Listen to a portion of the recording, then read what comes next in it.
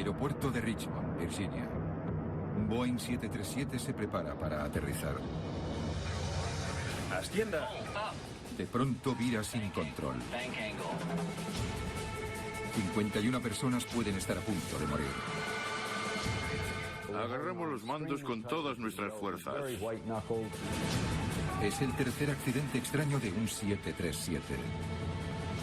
¡Ascienda, ascienda! Se convertirá en la investigación más importante de la historia aérea. ¿Por qué un Boeing 737, el avión de pasajeros más usado del mundo, cae del cielo?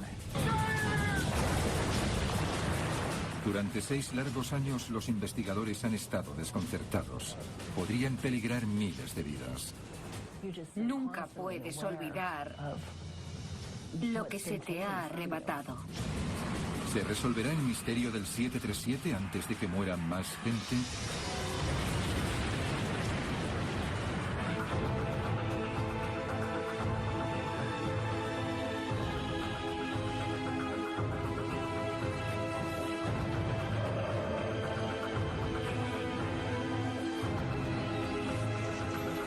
Desastres aéreos. El misterio del timón de dirección del 737.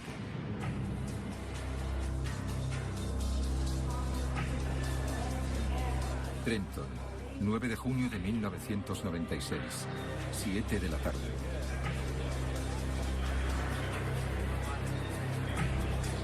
Brian Bishop lleva 4 años volando para Eastwind Airlines. Era la noche perfecta para volar. No te esperabas que se produjeran retrasos ni problemas. La tripulación tiene que volar a Richmond, Virginia.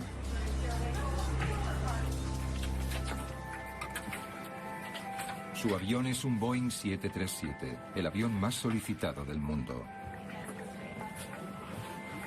Eastwind 517, tiene permiso para despegar. Gracias, Torre. Aquí Eastwind 517, corto.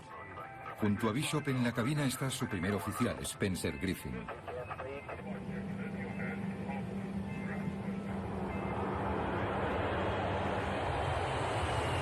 Mientras anochece, el avión surca los cielos, como miles de 737 hacen a diario. Después de 87 minutos se aproximan a su destino, Richmond.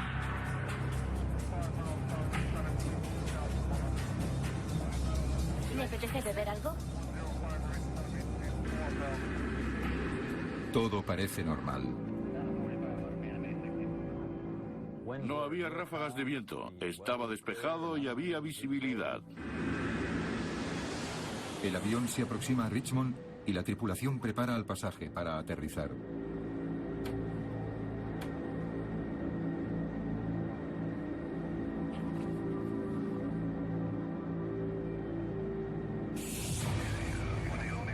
Entonces el avión entra en una zona de turbulencias.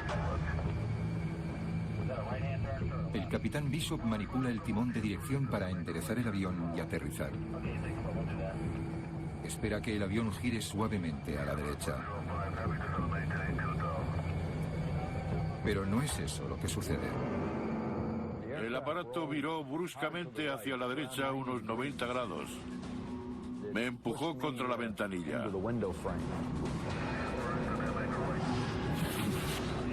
El avión está girando más de lo que Bishop pretende. Está a punto de darse la vuelta. Bishop intenta rectificarlo, pero los controles no responden. El pedal se movía, pero iba muy duro y solo bajó 2,5 centímetros. Oía un ruido sordo en ese pedal. No tenía fuerza suficiente para empujarlo más.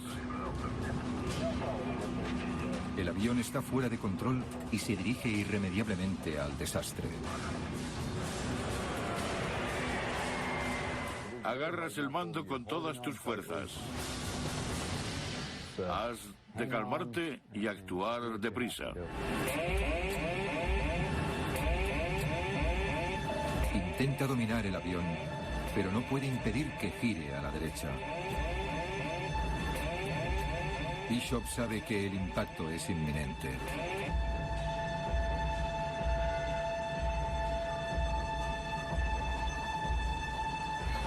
Lo que no sabe es que este problema ya se ha producido antes en un 737.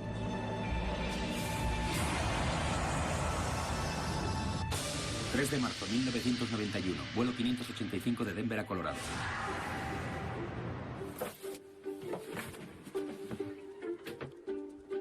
Cinco años antes, el vuelo 585 de United va a realizar un trayecto corto desde Denver a Colorado Springs. Es otro Boeing 737. El avión lo pilotará la primera oficial Tricia Aitson. Es una de las primeras mujeres que vuelan para United. Era el primer vuelo del día y el capitán estaba de muy buen humor. Tenía ganas de llegar a casa, tenía planes para esa noche e iba a librar 2 semanas. La ruta les hará pasar por las montañas rocosas. Vuelo 585 listo para despegar. El terreno montañoso siempre forma turbulencias de aire. Los 25 pasajeros a bordo esperan un viaje agitado. Señoras y señores, si viajan con frecuencia por esta ruta sabrán que suele haber sacudidas incluso cuando hace buen día, como hoy. En la cabina todos están relajados. El capitán ya ha pasado por esto antes. Hablaban sobre el tiempo, sobre las turbulencias, sobre cómo se prepararían para aterrizar. Señoras y señores, estamos volando a una altitud de 11.000 pies. Pueden contemplar las magníficas vistas de las montañas rocosas desde las ventanillas de la derecha.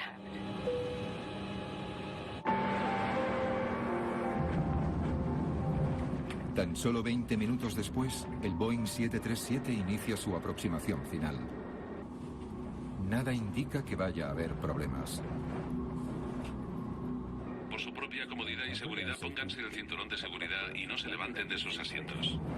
La tripulación sabe que el aterrizaje será movido. Siempre es así en las montañas. Para los pasajeros resultaría inquietante. El capitán comentó que siempre había turbulencias cuando entraban en Colorado Springs. La primera oficial propuso aumentar la velocidad a algunos nudos para sortear la turbulencia. De acuerdo, 10 nudos. Va a ser un aterrizaje delicado y se necesita más control. Vuelo 585 se aproximan al aeropuerto de Colorado Springs. Al aproximarse a la pista, había fuertes ráfagas de viento. La velocidad subía y bajaba, la altitud subía y bajaba debido al viento, y ellos intentaban controlarlo. Las corrientes de aire azotan el avión. Los pilotos ajustan los controles. Empieza el descenso. Nos mantenemos cerca de pista 30. United 585.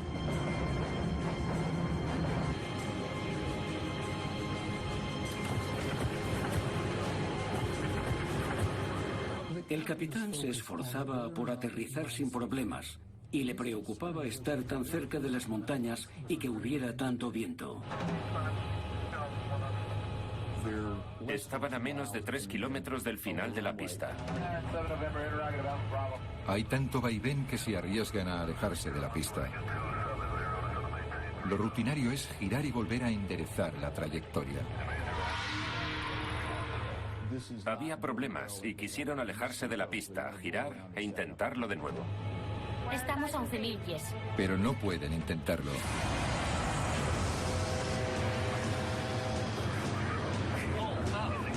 De repente el avión empieza a virar.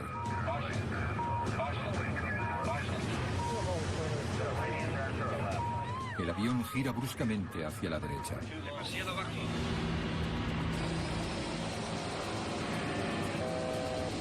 Ángulo de aladeo. Ángulo de aladeo. Los pilotos intentan rectificar, pero como en el vuelo 571, los controles no responden. Ángulo de aladeo. Replegaron los flaps a 15. Flaps a 15. 15. Ascienda. Senda de planeo. Ascienda. Senda de planeo. Empezaron a aumentar la potencia. Pero todo cuanto hacen resulta inútil. El viraje continúa y el avión se está precipitando hacia el suelo. Apenas les quedan unos 6 segundos para que el avión impacte contra el suelo. Senda de planeo, ángulo de alabeo, ascienda. Senda de planeo, ángulo de alabeo, ascienda. Senda de planeo, ángulo de alabeo, ascienda.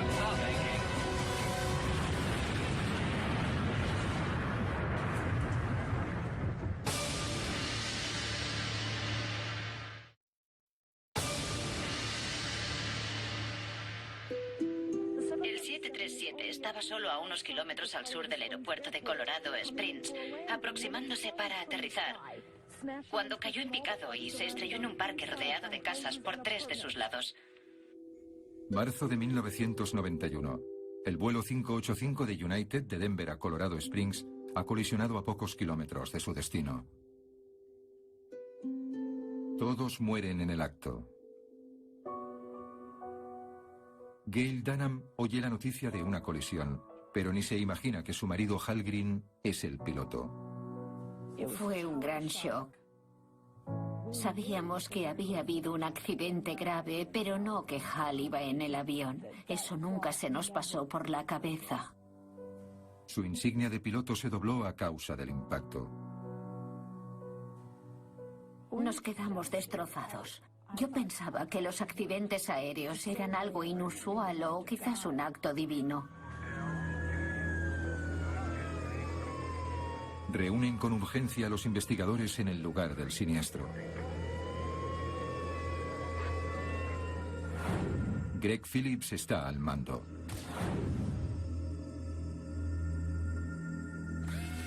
Realizar una correcta investigación es una gran responsabilidad. Es una cuestión de vida o muerte. De momento, lo único que sabe es que el vuelo 585 es un Boeing 737, el avión más popular del mundo. Si un avión tan utilizado tiene un defecto, es vital descubrir cuál, sin equivocarse. Como investigador de accidentes, en un caso a tu cargo, uno de tus mayores miedos es encontrar una irregularidad, que la Agencia Federal de Aviación exija al fabricante su reparación y que ese no sea el fallo. Mientras el equipo examina los datos, un aspecto parece destacar: las turbulencias de aire. Cuando hay viento muy fuerte, como el día que el United 585 se aproximaba a la pista en Colorado Springs, hay muchas turbulencias.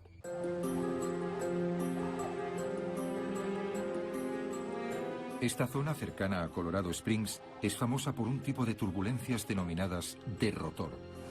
Dirección del viento sobre las montañas rocosas. Corrientes de aire muy rápidas que pasan por encima de las montañas generan torbellinos y vórtices verticales. Pueden tener la fuerza suficiente para volcar un avión pequeño, pero ¿podría pasarle lo mismo a un 737? Al aproximarse a la pista, les alcanzó una ráfaga muy fuerte. Esto no basta para explicar la catástrofe. Los pilotos están entrenados para enfrentarse a esas turbulencias. Tiene que haber algo más.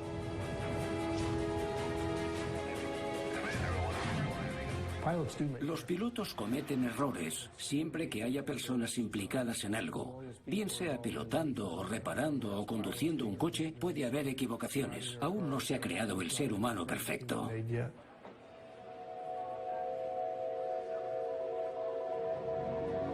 Pero tras una investigación que duró casi 2 años, el equipo de Phillips concluye que ni las turbulencias ni un error del piloto explican el accidente. La colisión del vuelo 585 sigue siendo un misterio. No hay una causa clara que hiciera que el avión reaccionara como lo hizo. Se trata de una anomalía misteriosa. El 585 fue una humillación para la Junta de Seguridad del Transporte. Redactaron un informe en cuya portada se decía que el avión había colisionado por causas sin determinar. Eso es bochornoso. Solicito permiso para despegar. En años posteriores, el Boeing 737 sigue siendo el avión más utilizado del mundo. El misterio del vuelo 585 se archiva discretamente.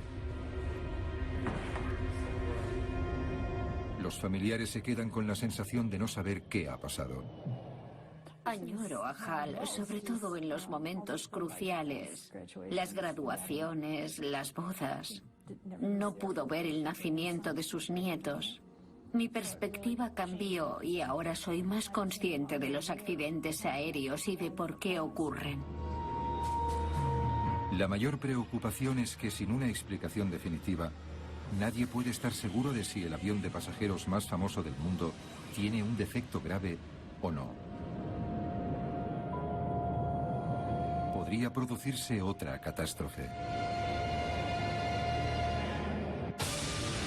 9 de junio de 1996. Han pasado 5 años y otro 737 en el vuelo 517 de Eastwing Airways gira descontrolado sobre Richmond, Virginia.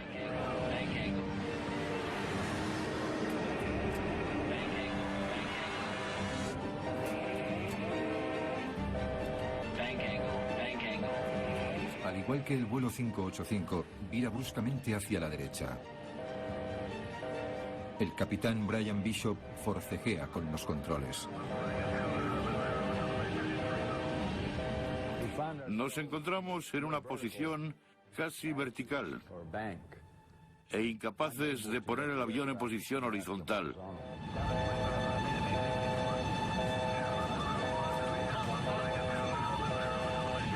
Bishop y su copiloto Spencer Griffin consiguen estabilizar el aparato, pero siguen sin poder controlarlo. Logré evitar que volcara, pero no conseguía controlarlo. Cuando te enfrentas a un problema así, lo único que piensas es en hallar una solución. El vuelo 517 muestra el mismo fallo que el 585 y corre el riesgo de sufrir el mismo destino. Llamé a la jefa de asistentes de vuelo y le dije que teníamos una emergencia, que se abrochara el cinturón.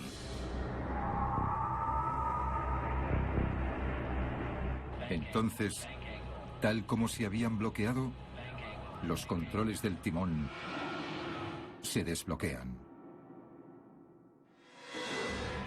Se desbloqueó él solo. No fue cosa nuestra.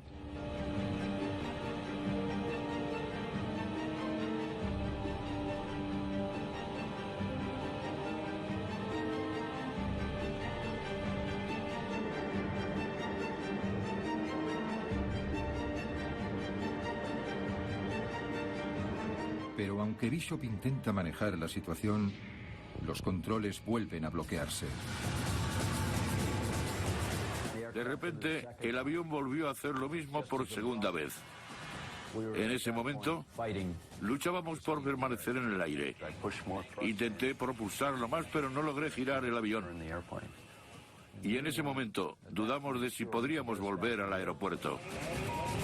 Bishop mira a su primer oficial, Spencer Griffin. Él me miró y me dijo, ¿controlas el avión? Le contesté, Spencer, creo que no. Debemos alejarnos de esas casas y esos edificios. Mientras vuelan sin control sobre Richmond, ven la ciudad debajo de ellos. Era de noche y se veían las luces. Para mi sorpresa, él, con toda tranquilidad, dijo, mira, ese parece un buen sitio. Están a pocos segundos de la catástrofe. ¿Volverá a producirse el misterioso accidente de Colorado Springs? Los pilotos no se dan cuenta de que otro accidente ocurrido 2 años antes fue a causa del mismo problema. Es algo que los investigadores creían haber solucionado ya.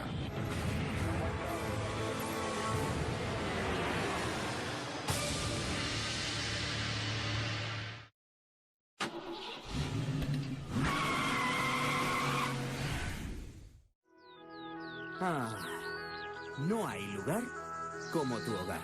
Y cuando se trata de casas, cada quien decora a su gusto. Antiguas, modernas, de ensueño o de pesadilla.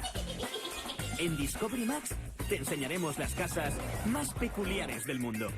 ¿Hogar dulce hogar? Más bien, Hogar extraño hogar. Estreno el viernes 13 a partir de las 10:30. Solo en Discovery Max.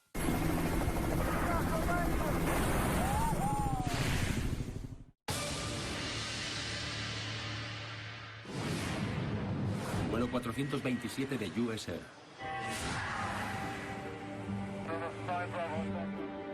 8 de septiembre, 1994. 8 de septiembre de 1994. Lee Weaver vuela de Chicago a Pittsburgh. Vuelve a casa con su mujer y su hija. Mi padre volaba mucho por todo el mundo. Acabaría antes si nombrara los sitios donde no estuvo.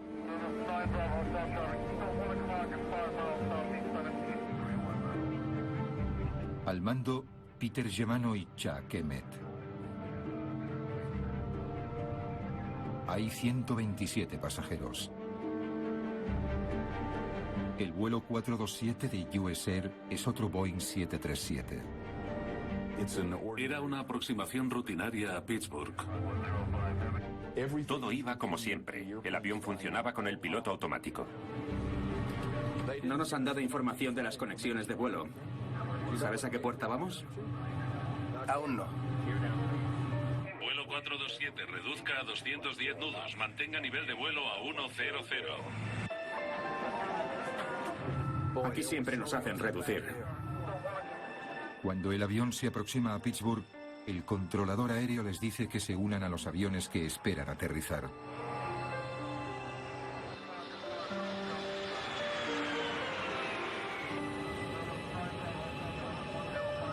US Air 427, gire a la izquierda rumbo 100. Tráfico entre la 1 y las 2 en punto a 6 millas norte. Jetstream saliendo de la 33, 5000 pies. Girando a 100, US Air 427.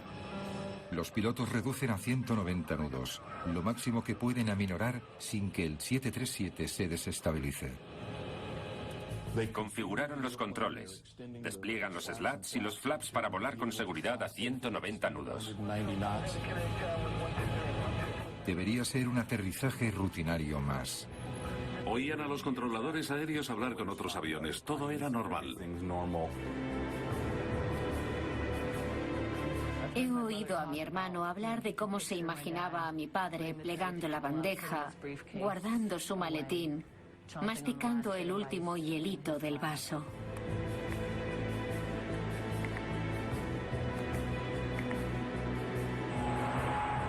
Cuando el 427 se une a la fila, se topa con una turbulencia causada por el avión que tiene delante. Se producen 2 sacudidas seguidas. El avión empezó a virar. ¡Dios mío! Ángulo de alabeo, ascienda. El primer oficial contrarrestaba el viraje. Demasiado bajo. Pero los controles no responden. Y el avión siguió virando a la izquierda. Ángulo de alabeo. Pasaba algo grave, pero ¿qué? El capitán decía, sujétalo. Ángulo de alabeo. ¡Sujétalo! Sujétalo. De repente el sistema de aviso de entrada en pérdida se apagó. El vuelo 427 está cayendo en picado. No sé qué pasa.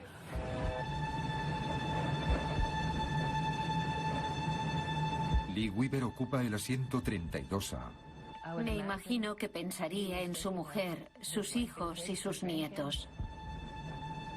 Y seguro que intentó ayudar a los que estuvieran a su lado.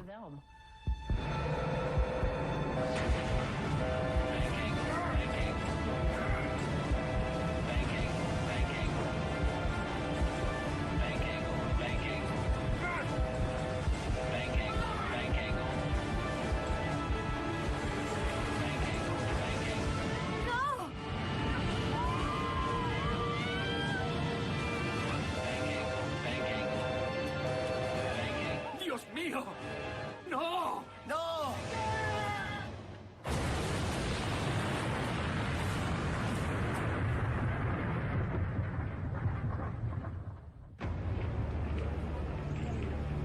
El vuelo 427 se estrella contra el suelo a 261 nudos, a varios kilómetros de la pista. Se calculan unas 135 víctimas. No hay supervivientes. ¿No hay supervivientes? No hay supervivientes. ¿Qué panorama hay? ¿Qué han dicho? No lo sé, es horrible. No puede ser peor de lo que es. Recuerdo que sentía una soledad profunda, un vacío enorme. Nunca olvidas lo que se te ha arrebatado y lo que queda es un vacío.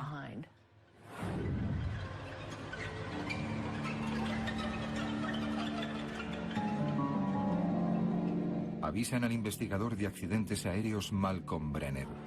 No tarda en ver paralelismos con accidentes previos.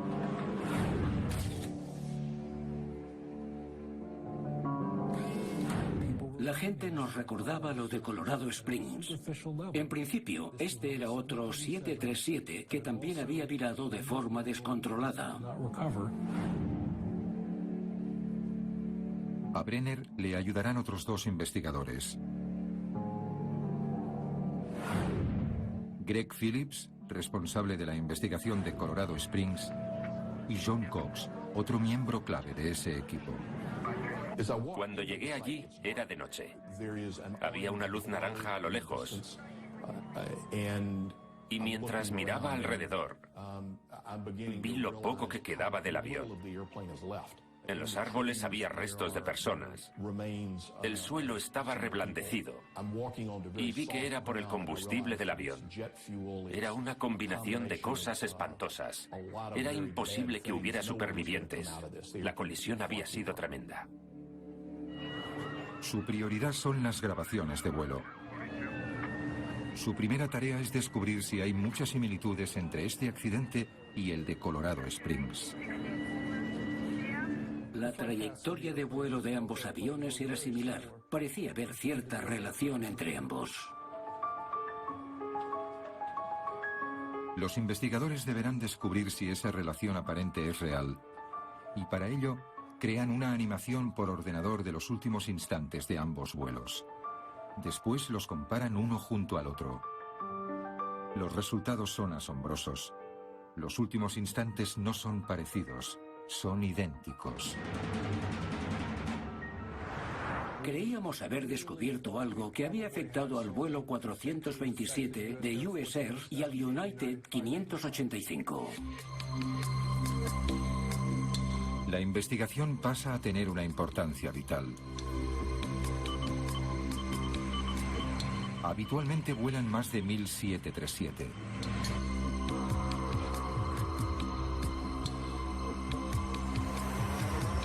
¿Esto es algo que podría afectarlos a todos?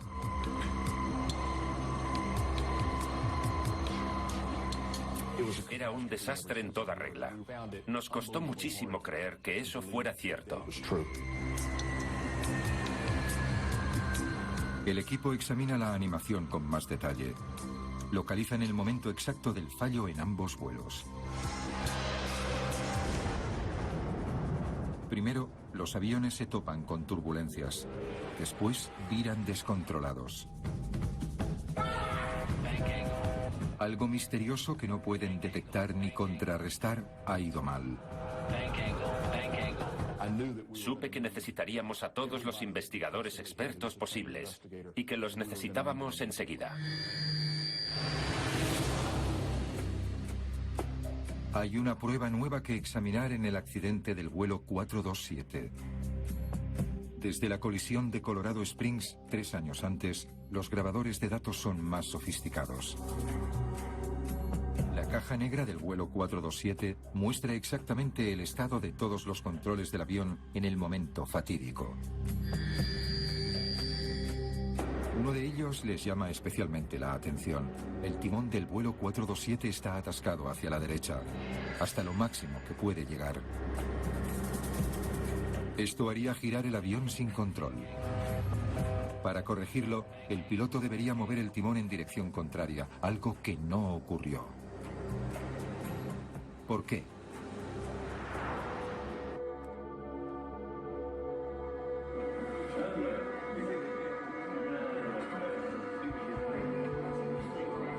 La grabación de la cabina del vuelo 427 proporciona una pista vital. El primer oficial que pilotaba apenas hablaba, pero sí se oían sonidos inarticulados.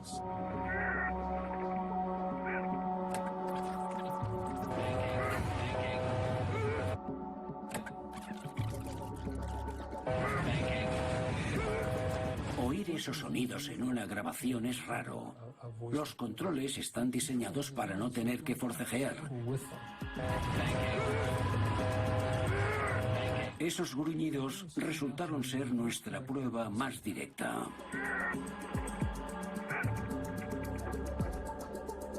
Brenner obtuvo los datos que muestran lo que hacía el avión cuando se oían los gruñidos. Empiezan a oírse justo cuando el timón gira.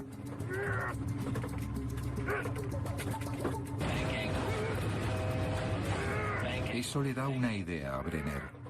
¿Y si el primer oficial está usando toda su fuerza para controlar el timón, pero este no responde? Aprieta con fuerza el pedal del timón. Lo pisa a fondo, pero no baja. Lo presiona con todas sus fuerzas, pero no logra que el pedal baje. Los sonidos del piloto sugieren que pese a no haber pruebas físicas, tal vez se produjera un problema mecánico.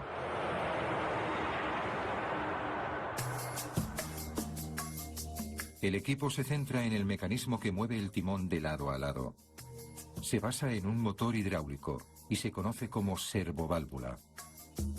El fluido hidráulico entra y esto se mueve atrás o adelante según las órdenes desde los pedales del timón. Si la servoválvula falla, el timón se atasca.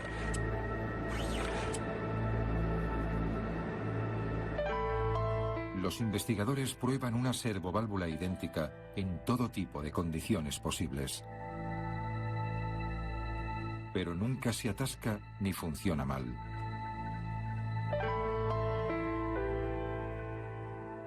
Fue frustrante no hallar una causa clara. Todo parecía normal. El sistema del timón funcionaba con toda normalidad. Ahora tienen una teoría sobre el accidente, pero ninguna prueba contundente.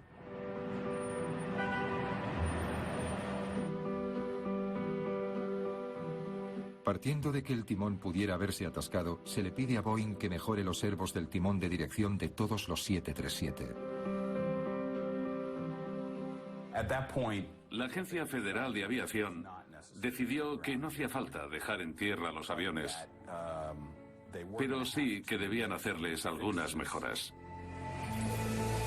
Si el problema es el servo, estos giros inesperados no volverían a suceder. Pero resultó no ser así. 9 de junio de 1996, vuelo 517.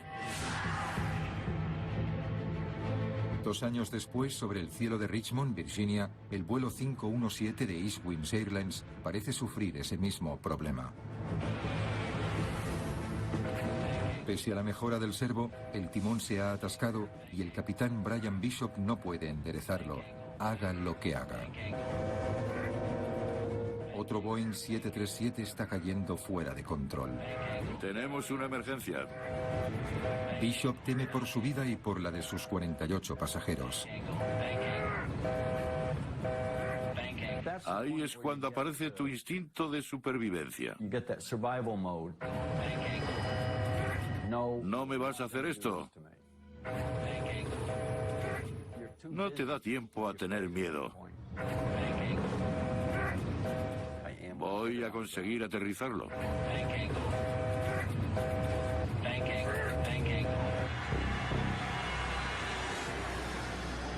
De repente, los controles vuelven a desbloquearse. El avión se estabiliza. Es la segunda vez que los controles del timón se han bloqueado y desbloqueado en pocos segundos.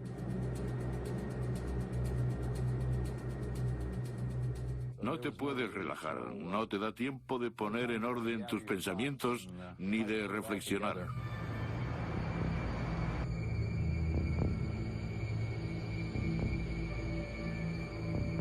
El primer oficial me preguntó si controlaba el avión. Le dije, no sé, no estoy seguro.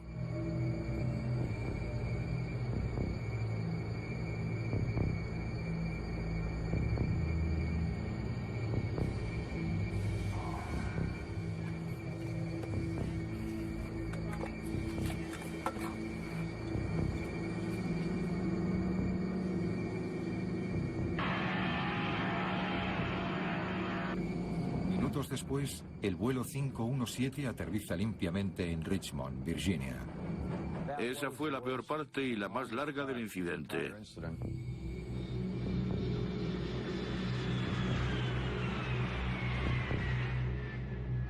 Se han salvado por los pelos. Las alarmas no tardan en saltar en la industria aérea. Tras los fatídicos accidentes de 1991 y 1994, los investigadores creían haber identificado y resuelto el problema del 737. Pero se habían equivocado. El 737 vuelve a considerarse un peligro.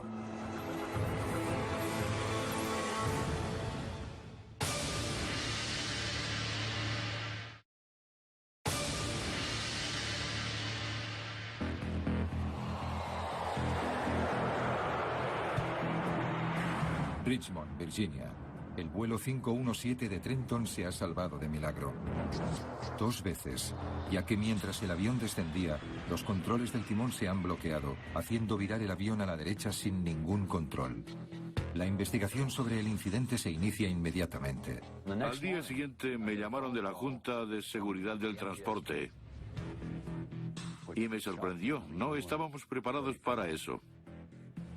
Tras hablar con ellos, supimos que relacionaban esto con los incidentes de United y US Air. Entonces supimos por qué era tan importante. Para los investigadores, esta es la oportunidad de averiguar qué ha fallado. Después de que el 517 aterrizara en Richmond, contábamos con una tripulación, con una unidad de control del timón que podíamos comprobar. Teníamos información de vuelo registrada. Era lo que llevábamos varios años esperando. El aterrizaje de emergencia del vuelo 517 plantea una cuestión. ¿Por qué este se ha salvado mientras que otros aviones no? Había una diferencia crucial: la velocidad. Tanto al avión de Colorado Springs como al de Pittsburgh se les había ordenado reducir la velocidad al ir a aterrizar. Aquí siempre nos hacen reducir. Era entonces cuando los aviones empezaban a virar descontroladamente. Lo lógico sería que el control de alabeo, los alerones, disruptores de sustentación, consiguieran volver a nivelar el ala. Y eso es lo que creían los pilotos. Todos los pilotos del 737 por entonces lo creían, incluido yo. A una velocidad de solo 190 nudos, los alerones de curvatura no funcionan. El vuelo 427 de US Air, como descubrirían después, volaba con la posición de los flaps y la velocidad más vulnerables. 190 nudos con los flaps en 1. A 190 nudos, forzar a tope el timón hará que el avión se descontrole. Pero la investigación revelaría que el avión de Bishop iba a mayor velocidad en su aproximación a Richmond. Volaba a 250 nudos. A esa velocidad hay suficiente resistencia al aire para que los alerones y los disruptores contrarresten los problemas de un bloqueo del timón. De este modo, Bishop pudo volver a controlar el avión. La velocidad es lo que ha salvado al vuelo 517. Me encantaría decir que soy un gran piloto, uno de los mejores del mundo y que salvé un avión. Lo cierto es que la suerte tuvo mucho que ver y la mayoría de los pilotos habría hecho lo mismo.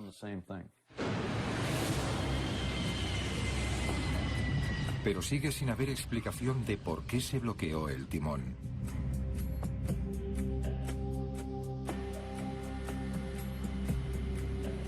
Durante varios años, los investigadores no obtienen resultados. Nada de lo que hacen reproduce el fallo mecánico. El misterio de los servos del 737 se convierte en una de las investigaciones de accidentes aéreos más largas de la historia. Entonces, tras miles de pruebas, intentan otra cosa. Simulan lo que le pasa al servo si se le somete a frío y calor extremos. Enfriamos al máximo la unidad principal de control del timón y luego introdujimos allí fluido muy caliente. Lo hicimos basándonos en que mientras el avión volaba, la unidad se enfriaría y si había un sobrecalentamiento del sistema hidráulico, podría introducirse fluido caliente. Después simulan el movimiento de lado a lado del timón. Y oían el clic y el siseo rítmico. El clic y el siseo de la válvula mientras se movía de izquierda a derecha. Clic, siseo. Clic. Al final ocurre algo. Se para y se bloquea. Y eso es lo que no lograron descubrir en 3 años. Las pruebas revelan que en condiciones excepcionales, cuando el fluido hidráulico caliente se encuentra con el metal frío del servo, la servoválvula que controla el timón se bloquea. Y cuando las condiciones cambian, se desbloquea. Era buscar una aguja en un pajar. Si el timón se bloqueaba, no aparecía ni una grieta ni nada en ese metal que indicara que eso había ocurrido. Descubrieron un fallo mecánico que no dejaba rastro. Era el hallazgo que habían buscado los investigadores.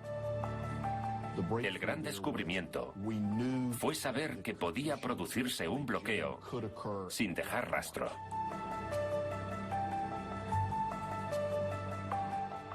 Fue un misterio sin resolver durante años. Fue el mayor misterio en la historia de la aviación.